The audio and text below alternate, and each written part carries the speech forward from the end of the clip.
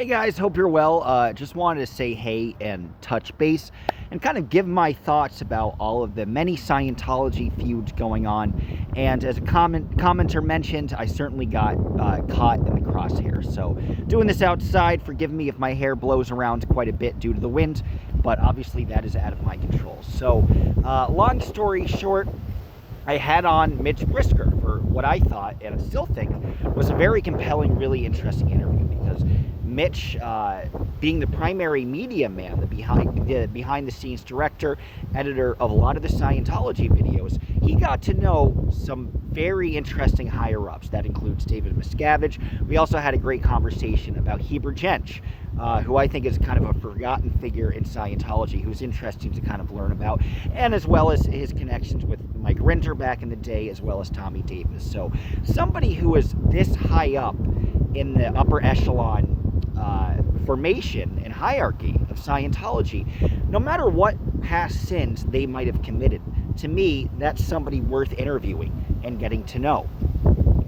And it's been interesting because when I posted, or when I had the live stream with Mitch and after it was posted, I noticed I lost about 50 subscribers. So I certainly feel very discouraged. Now, I have 330 subscribers. So not the end of the world. It went from 380 to about 330. So some of this is kind of crying over spilled milk, because you lose subscribers, you gain them. In Chicago, I gained, I think, 200 subscribers. Okay, so I lost 1/4 of those subscribers after going to Chicago. But first, here is a plea. Second, I'm going to talk about what I think of the comments of people who are not happy with some of Mitch's actions and agree with some of them and disagree with some of them. But first would be my plea for you guys simply to not unsubscribe. I do request that if you hate Mitch, or if I have somebody who you absolutely find unlistenable or dislike, I hope that my efforts against Scientology will warrant you just simply ignoring me instead of clicking that unsubscribe button. It makes all the difference in the world.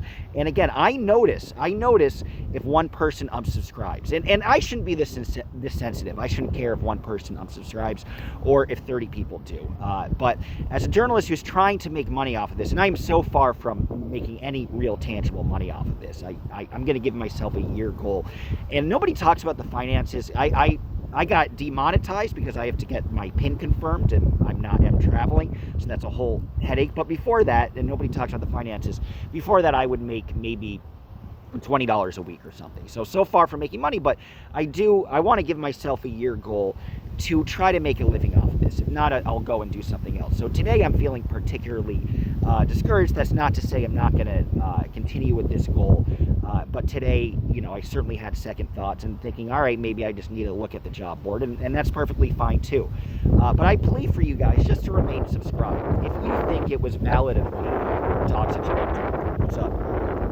Give me a little link. If you think it was valid of me, and if you appreciate the fact that back, I guess at this point, 1 year ago and 2 months, that I exposed Scientology and talked about the Lisa Marie Presley connection with the Danny Masterson trial, that I thought that should be an important part of her legacy. And then I took a journalistic risk by posting that, and continue to take a journalistic risk by doubling down and remarking that I thought what I did was correct. So if you feel that was warranted, I hope, and if you feel it's warranted, and if you admire that I put in the effort to help the protesters in Chicago as one of the loudest voices protesting, and might have gotten arrested as a result for that, if you want to check out my Georgia arrest video.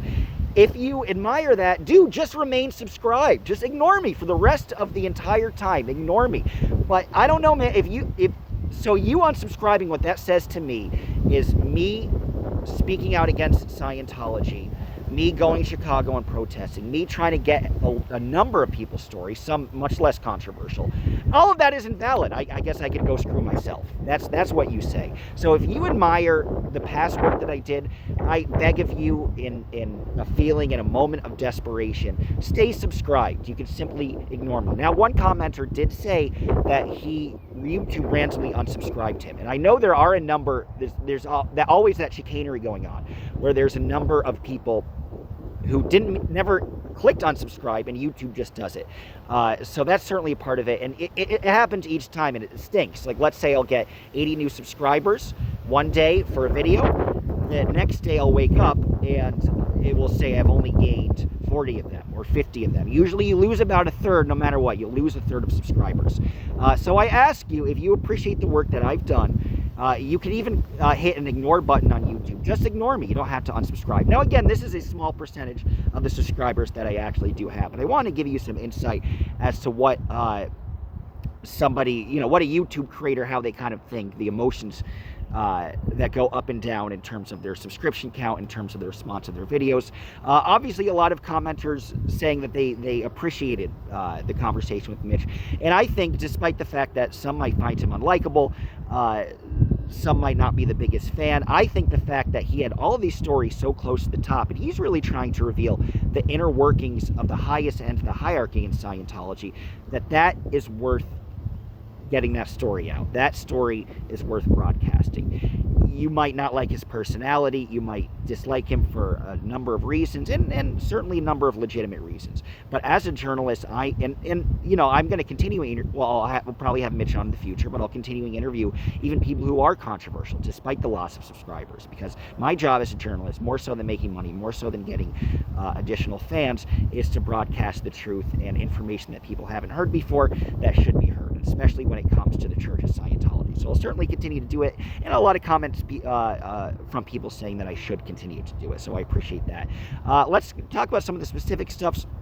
One of the reasons I had Mitch on, even though I know, even from the beginning, I knew there were some Aaron Smith 11 fans who weren't big fans of Mitch, and I am 100% still consistently on Team Aaron Smith 11. That much has not changed. But here's the difference. I would not have on Mike Rinder. I wouldn't have on Mark or Claire Headley. That's because their involvement with the Aftermath Foundation and kicking Aaron off for, was kind of juvenile behavior. But aside from that, nothing was particularly horrifically egregious that really, honestly, at the end of the day, made the foundation look that bad. I thought they jettisoned him. That was fair. So that was all actions these people did post-Scientology, especially Mike Rinder with a continued cover-up with the important information that Miriam Francis needs so she can heal and take the correct action that she needs to take. These are all post-Scientology actions.